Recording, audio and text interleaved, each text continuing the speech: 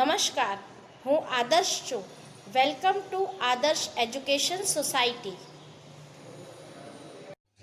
Standard 7th subject Hindi, chapter number 8 दोहाष्टक सर्वनाम. बाल मित्रों, अब हम मध्यम पुरुष की परिभाषा देखेंगे.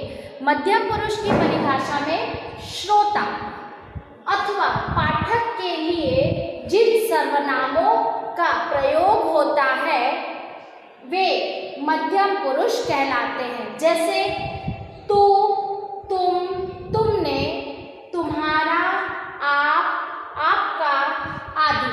ये सब किसके मध्यम पुरुष है और उनके लिए कौन से सर्वनामों का उपयोग किया जाता है? तू, तुम, तुमने, तुम्हारा, आप, आपका आदि.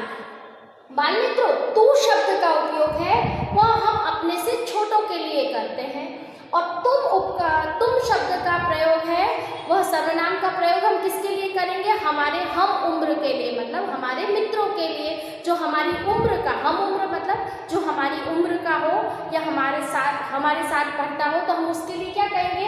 तुम शब्द का उपयोग करते हैं. और आप शब्द का उपयोग किसके लिए किया जाता है? अपनों से बड़ों के लिए. जो आपसे बड़े हैं उनके लिए आप किसका सर्वनाम का प्रयोग करोगे? आप शब्द का प्रयोग करोगे. ओके, तो अब हम यहाँ पर देखते हैं कि छोटों के लिए जब हम सर्वनाम का उपयोग करते हैं, बड़ों के लिए करते हैं और अपनी हम उम्र के लिए करते हैं, तो किस तरह से किया जाता है. जैसे कि पहला है करता है, तो करता यानी कार्य को करने वाला. तो तू और तूने, अगर हमसे छोटा है, अगर मेरे भाई का नाम श्याम है और वो छोटा है, तो हम अपने भाई का नाम श्याम बोलने की बजाय क्या बोलोगे? तूने यह कार्य नहीं किया है. फिर तूने मुझे नहीं बताया, तो हमने भाई के जो हमने सेकंड पर्सन है ना, हम किससे बात कर रहे हैं? किसी दूसरे से. तो वहाँ पर मध्यम पुरुष के लिए हमने तूने का या तूने का प्रयोग करेंगे. फिर उसके बाद हम उम्र है, तो तुम और तुमने मुझे अपनी चीज़ नहीं बताई. तुम, अगर मेरा कोई मित्र है, मेरा कोई साथी मित्र है, तो हम क्या कहेंगे? अरे तूने तो मुझे यह नहीं बताया. तो तूने या तुमने शब्द का प्रयोग करेंगे. फिर बड़ों के लिए क्या होगा? आप और आपने. फिर कर्म के अंतर्गत, वे कारक चिन्ह कर्म के अंतर्गत क्या आएगा? तुझे, तुमको. हम उम्र के लिए तुम्हें, तुमको और बड़ों के लिए आपको. फिर तीसरी वे कारक में करण के लिए तुझसे, तेरे द्वारा. हम उम्र के लिए तुमसे, तुम्हारे द्वारा. बड़ों के लिए आपसे, आपके द्वारा. फिर संप्रदान में आएगा क्या? तेरे लिए, तुम्हारे लिए और आपके लिए. फिर अपादान में क्या आएगा? तुझसे, छोटों के लिए, हम उम्र के लिए तुमसे और बड़ों के लिए आपसे का प्रयोग होगा. फिर संबंधक में क्या होगा? तेरा, तेरे और तेरी. छोटों के लिए प्रयोग करेंगे सर्वनाम का और अपनों के, अपना हम उम्र के लिए तुम्हारा, तुम्हारे और तुम्हारी. और बड़ों के लिए क्या होगा? आपका, आपके और आपकी. और अधिकरण में किसका करेंगे? तुझमें, तुम पर. छोटों के लिए, अपने हम उम्र के लिए तुम में, तुम पर. और बड़ों के लिए आप में और आप पर. ऐसे सर्वनामों का हम उपयोग करते हैं. बाल मित्रों, अब हम कुछ उदाहरण देखते हैं.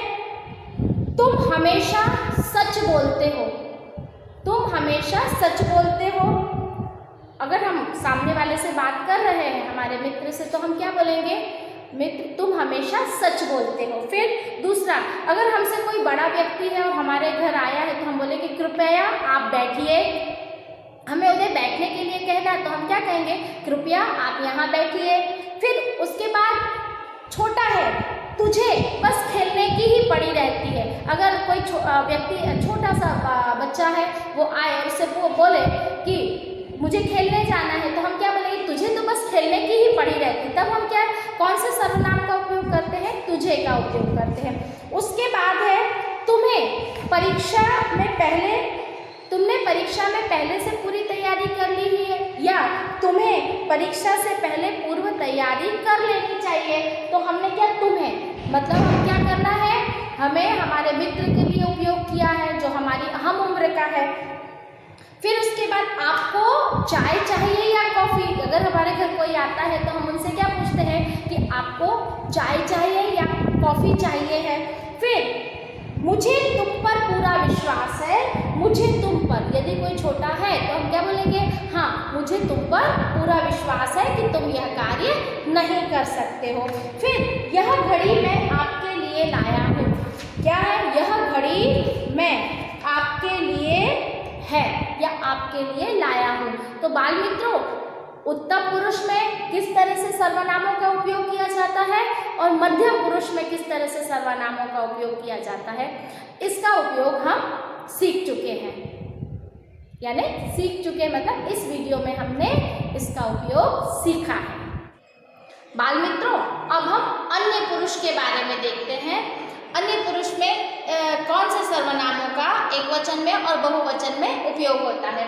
सबसे पहले बोलने वाले यानी वक्ता, जिसके विषय में कुछ बातचीत करता है, उनके लिए प्रयोग किए गए सर्वनाम शब्द अन्य पुरुष कहलाते हैं।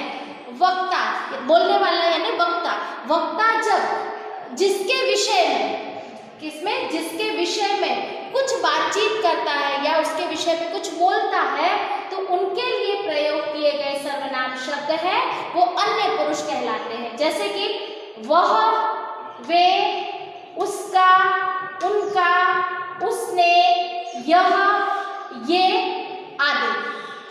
ये सब क्या है, सर्वनाम है किसके, अन्य पुरुष सर्वनाम। अब अन्य पुरुष सर्वनाम में क्या खासियत है कि बोलने वाला जिसके विषय में बातचीत करता है तब इन सर्वनामों का उपयोग किया जाता है। अब देखो बच्चों, यहाँ पर वह शब्द लड़का और लड़की दोनों के लिए प्रयोग किया जाता है। वह शब्द है वह लड़का और लड़की दोनों के लिए ही इसका उपयोग किया जाता है। जब क्रिया में कोई अंतर करने के लिए, अगर हमें कोई क्रिया है उसमें अंतर करना है तो हमें सबसे पहले वाक्य में लिंग स्पष्ट करना पड़ेगा। जैसे कि लड़का है तो कर रही है, लड़का है तो कर रहा है, तो जो क्रिया है उसमें लिंग है उसको स्पष्ट करेंगे तो ही क्रिया में अंतर आएगा। अब हम इसके एक वचन और बहुवचन में उसे सर्वनामों का कैसे उपयोग किया जाता है उसको हम देखेंगे। जैसे यहाँ पर करता है, तो करता है तो एक वचन में क्या आएगा, वह, उसने। तो बहुवचन में क्या आएगा, वह का क्या बन जाएगा, वे, और उसने का क्या बन जाएगा, उन्होंने। फिर कर्म है तो कर्म के अंतर्गत क्या आएगा, उसे। एक वचन में क्या आएगा, उसे और उसको। तो बहुवचन में क्या आएगा, उन्हें और उनको। उसी तरह थर्ड में, करण में क्या आएगा, उससे, उसके द्वारा। तो बहुवचन में क्या आएगा, उनसे, उनके द्वारा। फिर संप्रदान में क्या आएगा, उसे, उसके लिए। तो बहुवचन में क्या आएगा, उन्हें, उनके लिए। अपादान में क्या आएगा, उससे, और बहुवचन में उनसे। फिर संबंध में क्या आएगा, उसका, उसकी, उसके, और यहाँ पर बहुवचन में उनका, उनकी, उनके। और अधिकरण में आएगा उस पर, उसमें, और यहाँ पर उन पर और उनमें। बाल मित्रों, यह सर्वनाम हम अन्य पुरुष, मध्यम पुरुष और उत्तम पुरुष, उसमें सर्वनाम देखें, सर्वनामों के एक वचन रूप देखें और बहुवचन रूप देखें। ये आपको क्यों बताया गया है इतना डीप में, उसका कारण है कि जब हम निबंध लिखते हैं या कभी हम कोई अहवाल लिखते हैं या किसी भी पत्र लिखते हैं, तब हमें किन व्यक्तियों के लिए, बड़ों के लिए, छोटों के लिए एक वचन, बहुवचन में हम कौन से सर्वनामों का उपयोग करें वो हमें ज्ञात नहीं होता है और हम अपने अनुसार उसमें सर्वनाम का उपयोग कर देते हैं, जिसके के कारण भाषा शुद्धता नहीं हो पाती है। और अगर हम बहुवचन के में अगर हम एक वचन का प्रयोग करेंगे तो हमारी जो वाक्य रचना है वो गलत हो जाएगी, क्योंकि हम बोल रहे हैं ज़्यादा लोगों के लिए और सर्वनाम किसके, एक वचन सर्वनाम का उपयोग कर रहे हैं शब्द का, तो हमारे वाक्य है वो गलत होगा। इसीलिए खास करके आपको यहाँ डीप में क्यों आपको समझाया गया है कि यदि हम एक वचन में जिस सर्वनाम का उपयोग करते हैं अन्य पुरुष में, तो बहुवचन में कौन सा सर्वनाम का उपयोग होगा? वे का हो जाएगा, वह का वे हो जाएगा। इसी तरह ये पूरा टेबल बनाया गया है। तो अभी हमने सबसे पहले कौन सा पुरुषवाचक सर्वनाम देखा। पुरुषवाचक सर्वनाम के 3 प्रकार हैं। कौन कौन से? तो उत्तम पुरुष, मध्यम पुरुष और अन्य पुरुष। उत्तम पुरुष यानी फर्स्ट पर्सन, मध्यम पुरुष यानी सेकंड पर्सन और अन्य पुरुष यानी थर्ड पर्सन। आज हमने इसमें टेबल के द्वारा तीनों पुरुषों के बारे में जानकारी प्राप्त कर ली है। इसके बाद हम आगे के सर्वनाम हैं वह हम देखते हैं। बाल मित्रों, अब हम दूसरे नंबर का निश्चयवाचक सर्वनाम पढ़ेंगे। जो सर्वनाम शब्द किसी निकट अथवा दूर की, निकट यानी पास की, दूर की वस्तु या व्यक्ति का निश्चित बोध करवाते हैं, वह निश्चयवाचक सर्वनाम कहलाते हैं। निश्चयवाचक सर्वनाम को संकेतवाचक सर्वनाम भी कहा जाता है। इसमें वे और वह, इस सर्वनाम में वे और वह शब्द है वो पुरुषवाचक सर्वनाम और निश्चयवाचक सर्वनाम दोनों सर्वनामों में प्रयोग किया जाता है। वह का और वे का जो प्रयोग है, सर्वनामों का प्रयोग पुरुषवाचक सर्वनाम में भी किया जाता है और निश्चयवाचक सर्वनाम में भी किया जाता है। अब हम इसके उदाहरण देखें तो जैसे यह मेरा बस्ता है, वह मेरा घर है। इसमें निश्चित है बताया जा रहा है कि यह मेरा ही बस्ता है, बस्ता यानी बैग है, और वह मेरा ही घर है। इसके बारे में निश्चय पूर्वक कहा गया है, इसलिए यह क्या है? निश्चयवाचक सर्वनाम कहलाएंगे। अब हम अनिश्चयवाचक सर्वनाम के बारे में देखेंगे। तो जिन सर्वनाम शब्दों से किसी वस्तु या व्यक्ति का निश्चित बोध ना हो, अनिश्चयवाचक सर्वनाम कहलाते हैं। क्या होता है कि हमें पता नहीं चलता है कि यह निश्चित तौर पर हमें पता नहीं चलता है कि कौन है, क्या है, किसका है, किसके लिए है, इस बारे में हमें कोई जानकारी प्राप्त नहीं होती है ना, हम निश्चित नहीं होते हैं, इसलिए अनिश्चयवाचक सर्वनाम कहलाते हैं। फिर से एक बार हम परिभाषा देखते हैं। जिन सर्वनाम शब्दों से किसी वस्तु या व्यक्ति का निश्चित बोध ना हो, अनिश्चयवाचक सर्वनाम कहलाते हैं। इसमें कोई, कुछ, बहुत कुछ, कोई ना कोई, कितना आदि सर्वनाम शब्दों का प्रयोग होता है। कोई ना कोई आदि सर्वनाम शब्दों का प्रयोग होता है। प्रायः सजीव के लिए, सजीव मतलब जो जीवित है, उसके लिए कोई, और जो निर्जीव है के लिए कुछ शब्द का प्रयोग किया जाता है। किसका बाल मित्रों? कुछ शब्द का प्रयोग किया जाता है। अब उदाहरण देखते हैं कि दरवाजे पर कोई खड़ा है। हम नहीं जानते कि दरवाजे पर कौन खड़ा है, इसलिए हमने क्या किया? अनिश्चयवाचक सर्वनाम कोई का प्रयोग किया।